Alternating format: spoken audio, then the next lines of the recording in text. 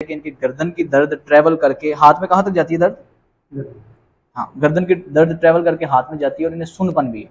देखें इनकी गर्दन बिल्कुल स्ट्रेट है, ये नॉर्मली सी शेप कर्व होना चाहिए, ये इनका बिल्कुल स्ट्रेट फ्लैट कर्व है। तो आपको इजीली नजर आएगा कि ये वाली साइड डाउन है और ये वाली साइड थोड़ी सी अप है। नीचे नहीं जाने देना, ताकत रखें। ये साइड वीक है, ऊपर नहीं जाने देना, ताकत रखें।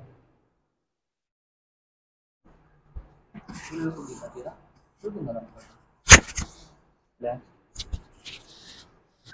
नीचे नहीं जाने देना, ताकत रखेंगे। 1 2 3, नीचे नहीं जाने देना, ताकत रखेंगे।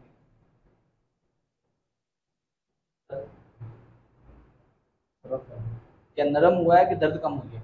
दर्द कम हुई, नरम